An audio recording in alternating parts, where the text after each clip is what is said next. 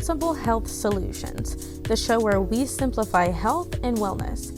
Join your hosts, Hallie Fields and Dr. Scott Luper, as they share practical tips and expert insight to help you navigate common ailments, nutrition, and overall well-being. Tune in for straightforward advice that empowers you to live a healthier life. Good afternoon and welcome back to Health Talk. My name is Hallie Fields and I'm your host today as we talk about health, how to get it, and how to keep it.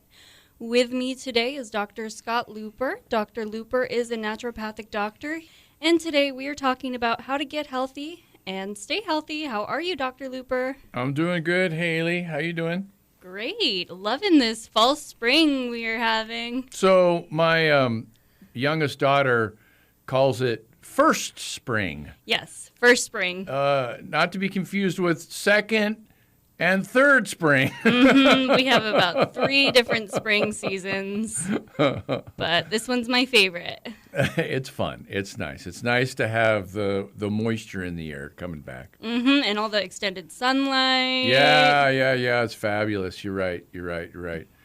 My poor patients have this huge window on the east side of the building, and so in the morning the sun pours in. And we actually have to pull the shades down occasionally. Heaven forbid. Not me. I am living in that sunlight first thing in the morning. It keeps me going. So, Hallie, let's talk about IBS today. Yeah, let's do that. That is pretty prevalent. It's a common condition, and there's no real drug for it.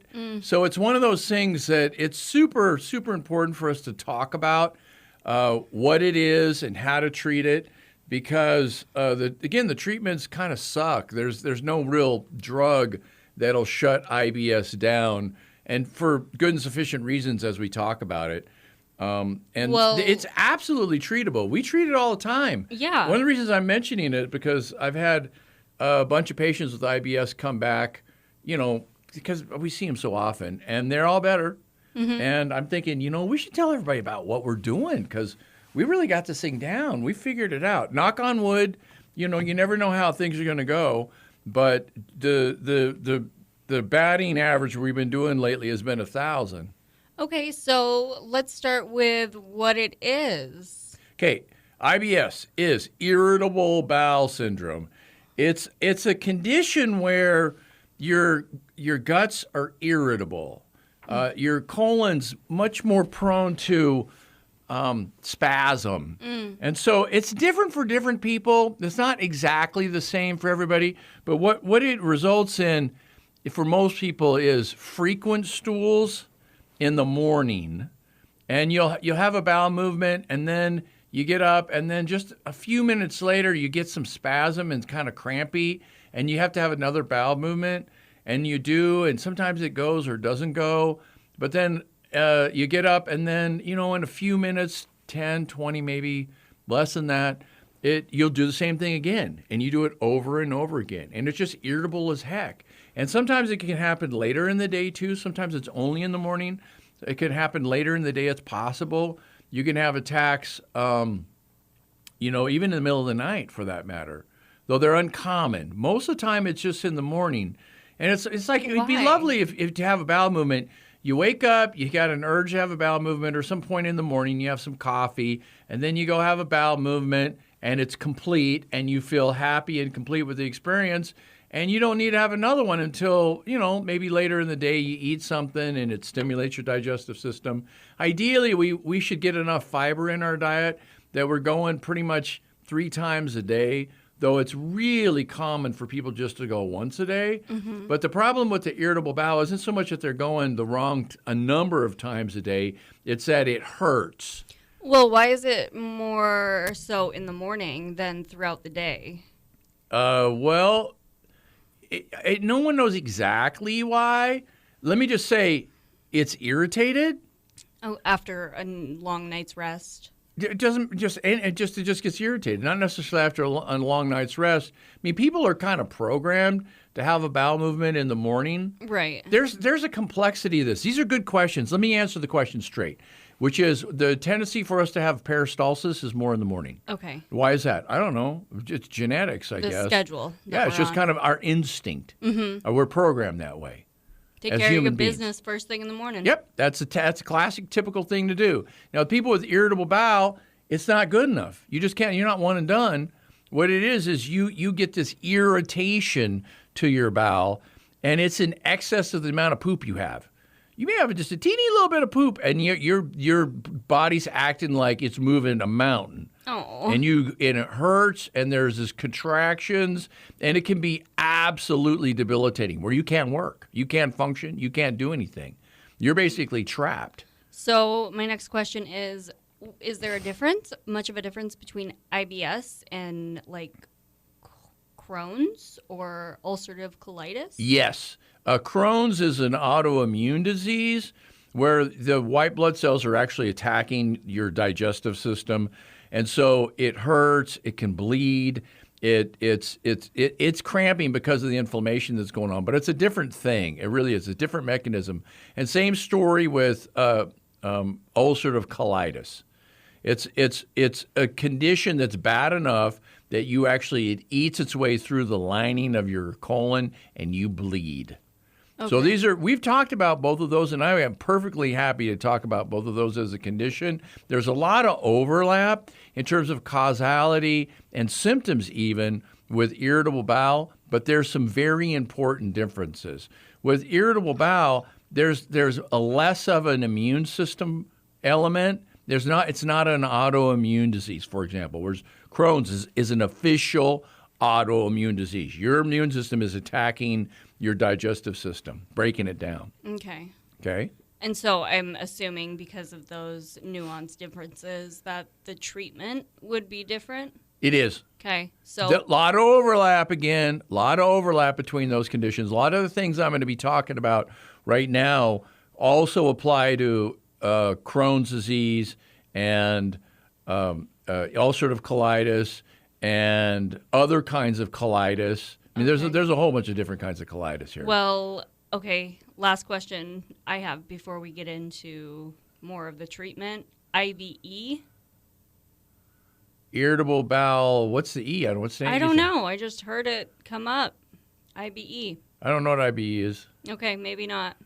Moving on. What are some of your most effective treatments for Well, IBS? I don't want to talk about the treatment yet. Let's talk about exactly what's causing it, and then the treatments will be obvious. Sure. Okay, so what's causing it? You got this irritability in your colon. It's more likely to go into spasm, more likely to have frequent bowel movements, more likely to hurt kind of thing. So what's really going on here? Well, one thing we know for sure is there's an increase in the peristalsis. It's squeeze, squeeze, squeeze, squeeze, squeeze. So you got more peristalsis going when you got irritable bowel. So that's another way of saying it hurts and there's a lot of squeezing. Cramping. Right, cramping. So it's possible that some people, for reasons we don't understand, genetics or habituation, whatever, these people just have a tendency to have more peristalsis than other people. So there's that element to it. There's an element of people tend to have more peristalsis, and we'll come back to that because there's things you can do to treat it. The other thing is these people usually have something that's irritating their colon, the lining of their colon. And when we run the tests, we can find every single one of them has an inappropriate bacterial flora. In other words, they have infections, not just one, they have multiple infections. So that is universal. I have literally never seen anybody with IBS that didn't have infections. Okay, now if you run a regular test for infections, one that looks for parasites and things like that, it always comes up blank. It always comes up normal. And so it's like, why are we even running this test? It's a stupid test because it always comes up normal. We're not finding anything worth treating. Yeah, that's not the test I'm talking about. The test that comes up abnormal is one that checks the normal flora, not the pathogenic flora. Pathogenic flora might be there, but mostly it isn't. It's the normal flora that's skewed. There's lots of normal flora. What happens is the irritating bugs that are normal overgrow. And now there's too many of them. And now they're irritating. And whereas the other flora that if it was to overgrow wouldn't cause any problem, they tend not to be overgrown. Occasionally they are overgrown as well, but most of the time they're not. Most of the time they're too low. And so there's organisms like Akkermansia muciniphila tends to run low in this condition. Mm-hmm. And the things, there's certain bacteria that soothe and heal the digestive system tend to be in low numbers, and the ones that irritate the digestive system tend to be in high numbers. So again, there's no one particular bug. You don't say you get a Klebsiella infection and it causes IBS. It doesn't work like that. That's not how it works. What we're looking at is the overall ecosystem, and you have an ecosystem imbalance, and that's what's driving this thing. Okay. You want to get the direct cause of this thing. Yeah, it's peristalsis. Right. What's causing the peristalsis? It's the infections. What's causing the infections? An ecosystem imbalance. Yeah, but what's causing that is stress. Oh. There's a stress element to IBS. Anybody with IBS knows that, because when the stress levels kick on, the IBS kicks on. Oh. So now the question is, what's the connection between stress and IBS? And the answer is, we've already talked about this. The answer is stress causes your body to release stress hormones. Cortisol. Yeah, cortisol is one of them. Catecholamines are the other ones, but there's a bunch of them. Yeah. And what these stress hormones do is they equip you for action. Mm-hmm. They make it to where your body is better able to duck and dodge. Fight the bear. Yep. And so what happens is the blood that you have is moved to different places in your body where you need it more. Your heart, your muscles, and your brain. Now, where's your body getting that blood from? The other areas of your body. No. Au contraire. It's getting from your digestive system. Yeah. That's where it's getting it from. Your digestive system has a lot of blood in it. It's an extremely active part of your body. There's more action going on in your digestive system than there is anywhere else in your body. When I say action, let's translate it into there's more calories being burned, for a part of your body in your digestive system than any other part. Now, your muscles burn a lot of calories. Your brain burns a lot of calories. But about a third of the calories that we burn every day go to your digestive system.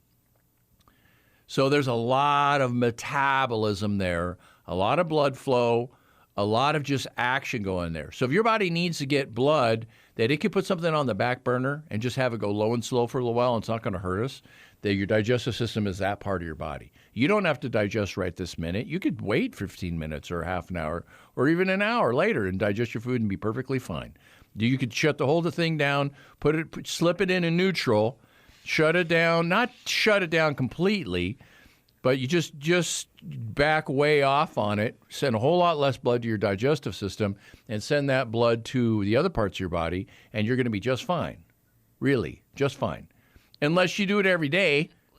But yeah, if you do it every day, then you it got a problem. rots, and then it gets... Or you do it for hours and hours and hours. Now you got a problem. And it gets icky. Yeah, so what happens is the food that's in your digestive system doesn't get the attention it needs. It doesn't get broken down the way it needs to, and there's leftovers. Literally, the digestive system becomes weak because it doesn't have enough blood flow to it. Now, if you don't digest your food, don't worry, someone else will. And when they digest it, they're going to use it, and they're going to make microscopic poop. They don't eat it all. They take what they want and poop out the nasty bits. So now you got those nasty bits in you, and now you have more nastiness in you. Now you wonder why people with IBS have irritation. Well, you don't need to wonder anymore, because the bad bugs are making bad poop, and the bad poop is bad. It's irritating to us. Secreting toxins. There it is. It's toxins. That's a nice word for it. Bad poop is kind of what I think of it is, because that's what it is, by the way. Now, it's not only the poop. Some of these organisms actually make real live toxins that they make them so that they can out-compete their neighbors. They make these toxins so they can knock the neighbors down. Those are the bad bacteria. The healthy bacteria don't do this, or they don't do it enough to where it hurts us at all. Healthy bacteria are just that. They make things that we like. They make things that help us, that soothe us, and heal us. Now, it's funny to think of it that way. You think the bacteria would just be, minding their own business, not necessarily trying to kill us, but, doing their own thing. They're not actually going out of their way to heal us and soothe us, but au contraire, yes, they are. Absolutely. The healthy bacteria generally make stuff that our body likes and needs and wants. Those things, there's lots of them, but the main categories are short-chain fatty acids. They take soluble fiber, which we can't digest, and they break it down into short-chain fatty acids and use some of the energy to run their own metabolism and grow their colonies. And they use other parts of this by excreting. Now, it's not necessarily poop. It's like, we're going to take this piece and we're going to leave this piece for you all. These are the cells that line your colon. And those cells love those short-chain fatty acids. It's a favorite thing on the whole planet for them to eat. They love that. They prosper when they have lots of it. They function really well. Your chances of having a healthy colon lining go way up if you have a lot of short-chain fatty acids. There's another way to say that. The chances of you having colon cancer go way down if you have a lot of short-chain fatty acids. So the short-chain fatty acids, again, are super dependent on the environment as a whole in your digestive system. If your food is being digested well and you're breaking it down and absorbing it all, so there's nothing left over except for fiber, this is ideal for the beneficial bacteria. It's exactly what they want because their competition, these other nasty bacteria, they got nothing to eat, so there is no competition. The only thing it is to eat is what they eat, and they make short-chain fatty acids, and the whole system runs beautifully. Now, if you got a lot of undigested food that's coming through because your digestive system's been banked, the flames of digestion have been turned down because you're needing that blood to go fight whatever bears are in the world, then the bad bacteria have plenty to eat because there's lots of leftovers. Right. Your digestive system's weaker. The digestive process itself is incomplete. There's a lot of leftovers in. They come into your lower intestine. Your lower intestine, in this case, is mostly your colon. It's also the lower parts of your small intestine. If it's bad enough, the bacteria colonies will actually go pretty strong in the low part of the small intestine and create a lot of problems there as well. Okay, you following me so far? I'm following. So my next question I have, I've heard that there is ongoing research showing that there is an increase in colon cancer and will be for these recent generations due to the amount of preservatives we have in our food. Yes. Yeah. Yes, that's correct. Now, preservatives are interesting because preservatives are there so that food won't rot. Sure. But the process of digestion is rotting. Yeah. Now, we don't think of it as we are rotting the food because we're breaking it down so we can get at the nutrients. But I bet the bacteria, they don't think of it as rotting either. No, they don't. They can't really tell the difference. They're breaking it down so they can get at the nutrients. What the bacteria are doing is basically the same as what we're doing. Both of us are breaking it down to get at the nutrients. So the preservatives would leave more of those bad bugs. Well, the preservatives make it to where it's harder to break down and get at the nutrients. Okay. It literally prevents digestion. Now, it doesn't shut it down 100%. It just retards it. You leave it around long enough, a lot of times the bacteria can still get to it or mold or something. Even preserved foods eventually will go bad if you leave them around long enough. It just slows the whole process down. So that same thing's happening in our digestive system. It slows the process down. It doesn't shut it down, but the chances are there's going to be leftovers. By the time the food, so-called what's left of it, gets to the lower part of the intestine, goes way up if that food has been treated in a way to prevent it from breaking down. So do patients who suffer with IBS have an increased risk of colon cancer? Yes. Okay. Yes, they do. Yes, they do. But that's not the real problem because colon cancer is relatively uncommon, happens late in life. It doesn't mean, as cancers go, it's on the more common side, but the IBS is much, much, much more common than colon cancer. And lots of people who get IBS never get colon cancer. And a lot of people who don't have IBS sometimes get colon cancer. So there's a connection between those two, but it's not a one-to-one connection. The main problem with the IBS is it's miserable, and you can't do your life, and it hurts, and you really wish you could take something to be able to fix it. And there isn't a pill to take. There's nothing that you're going to take. The things that, if you want to talk about pills, what works the best, just to knock down the IBS today, is something that blocks or slows down peristalsis. If you could take something that slows the peristalsis down, That's when your peristalsis. That's when your colon squeezes. The squeezing. You squeeze here, squeeze there, and things move along. It's like when you work a tube of toothpaste. You squeeze at the bottom, you squeeze in the middle, you squeeze at the top, right? And toothpaste comes out. So I would think like maybe muscle relaxers? Yeah, right. Yes. But not skeletal muscle relaxers. They got to be smooth muscle relaxers. Right. Yeah. So let me just tell you, the thing that works the best for anti-peristalsis is an herb. It gets the best. Yeah, it gets the best effect of any, and that herb is peppermint. Oh, and that's why they recommend peppermint tea after dinner. Yes. It relaxes your digestive system. That's what it does. Peppermint tea every night before bed. That is my absolute favorite. It's very helpful. The problem with peppermint tea, it's too weak. People who have IBS, peppermint tea hardly touches it. So they need peppermint oil. Okay. The oil is the peppermint concentrated. So it's much stronger, much more effective. Now the problem is if you take peppermint oil, first of all, it burns. Yeah, I don't think we have that on the shelf. I haven't made a tincture with peppermint. We do have peppermint. It's mentha is what it is.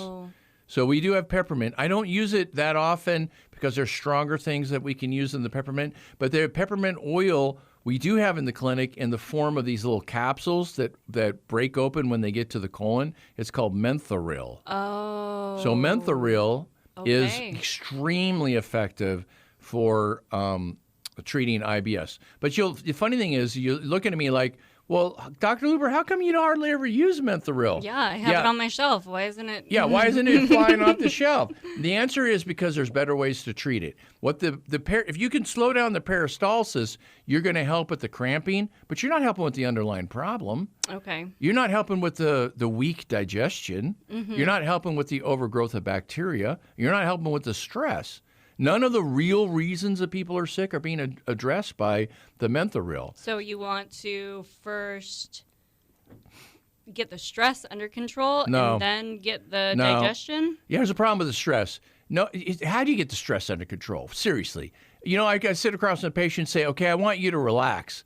Now they're more worried about relaxing. I just made their stress worse. No, it's stupid. I want to do that. The best way to treat a patient like that is what you do is first of all, if they're in acute pain, right? You say, here, I want to have you do this mentharil, and then I also want to do something that if we can make it easier on your body to move poop through you, what we're going to do is we're going to give you a bulking agent so that you can poop better. Literally, your body wants to make all this poop all the time, so we're just going to give you more. So now you can make more poop, and it's easier to get it out. You don't have to cramp so much, and that's chia seeds. Oh, yeah. Not only was the chia seeds helpful with that, but the chia seeds are a very good source of soluble fiber. So we're actually feeding the beneficial bacteria. We're starting to switch the imbalance in your gut bacteria away from the bad bacteria and towards the good bacteria.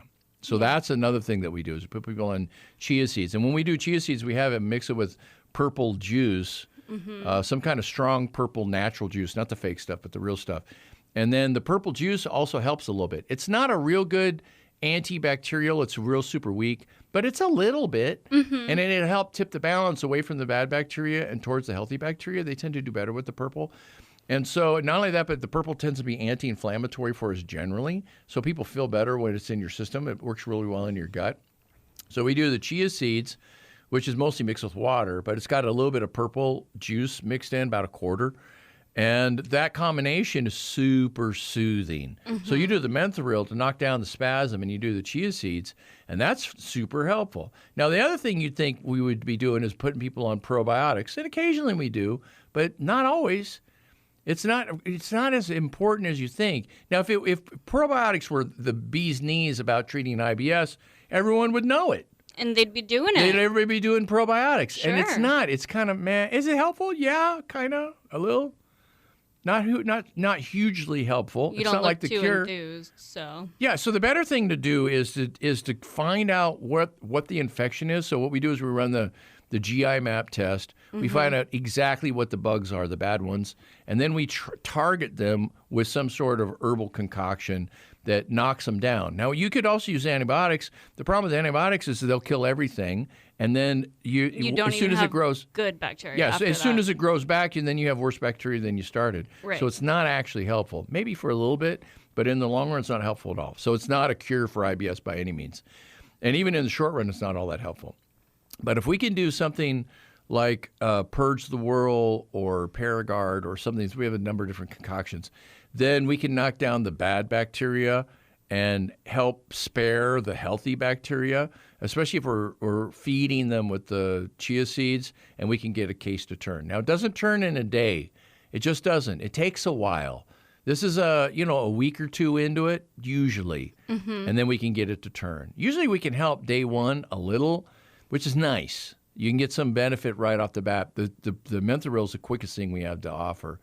After that, it takes a little bit longer to get the bacteria colonies to go down, the bad ones, and the good ones to go up. And one of the key things we want to do is you want to make sure you digest your food well and completely. So a lot of times I'll have conversations with people about not eating packaged food, not eating food that's designed not to rot. And they say, well, they're not exactly sure what it is. But I say, well, it's easy to tell. If you put the food on your counter and it's rotten in a day, that's the food I want you to eat. Yeah, or stay on the outside aisles of the supermarket. Generally, that's a good thing to do. Stay on the outside aisles where food is real. Yeah. It doesn't have any label, and it's not. There's nothing saying this is healthy. And this is what's in. These are the ingredients. Yeah, if a food says it's healthy, chances are it's not. No. Yeah. For real. I'm not just saying that. It's actually true. Yeah. So the thing about food that you get at the grocery store is if that food is alive, then you got a chance of it actually being healthy because its living property is keeping the other bugs from eating it. Those are called carrots. Carrots, if you didn't know this, carrots are alive. You buy them living. Wow, no. Yeah, they're not dead. They're literally alive. The cells are living. Likewise with other produce. Lettuce, those are live cells. They're not dead. Now, if you go in the middle of the store where everything's in a box, that food is dead. Yeah. That food has been dried or preserved, or something's been done to it. It's been cooked and packaged, sealed. Something that's been altered in such a way so that the bacteria cannot break it down. This is required because you can't sell rotten food. Yeah. You have to sell food that does not have any rot on it, so you have to prevent rot. So any kind of food that you buy in the grocery store that's not alive or modified, let's say dried, like beans. Beans are actually alive too. You take beans, you plant them in the ground, they grow into plants, so they are also living. But the amount of life they have is very, very low. They're mostly dry, is what they are.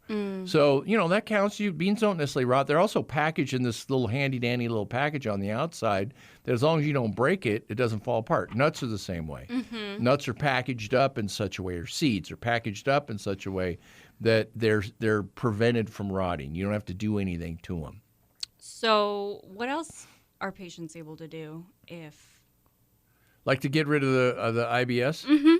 Well, that's enough. There it is. Well, no, the stress part. Yeah. What are you going to do about the stress part? Stress is hard. What are you going to do about stress? Because it affects us unconsciously. It's not like we're choosing to be stressed. So the best thing to do about the stress is just do what nature intended. If nature is intending you is preparing you to be into action. Get into action. Get in action. Yeah, act it out. Now, you can't, I jokingly talk to patients, say, if you got a stout stick and then whacked your problems briskly about the head, you'd feel a lot better. And you would. Yeah, but you also go to jail. There's that. So you can't do that. So what you have to do is you have to figure out ways to simulate that action without doing something that's actually damaging to anybody else.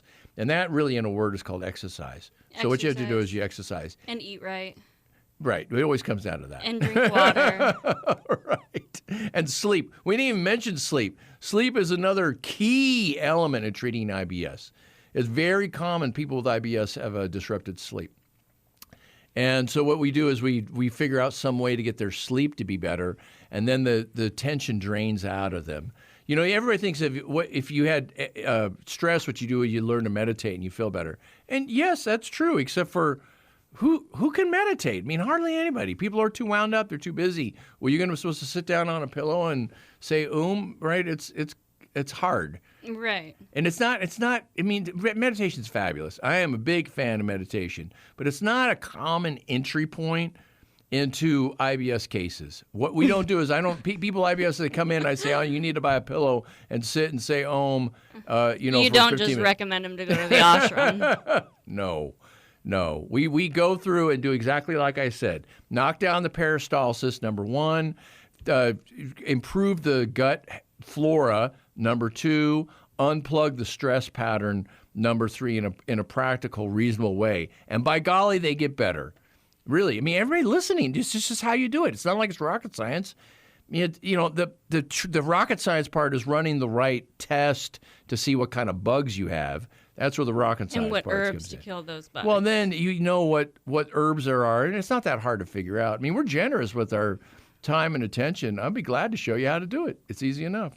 This has been Health Talk Radio. I'm your host, Hallie Fields. Stay safe, stay healthy, and stay in touch. Thanks for tuning in to another episode of Sensible Health Solutions. We hope you found today's discussion enlightening and packed with practical tips to enhance your wellness journey. Remember, small changes can lead to big results. If you enjoyed the episode, don't forget to subscribe and leave us a review on your favorite podcast platform. Your feedback helps us bring you the best content possible. Stay connected with us on social media for more health insights and updates. You can find us at Sensible Health Solutions across all social platforms. Until next time, stay sensible and stay healthy.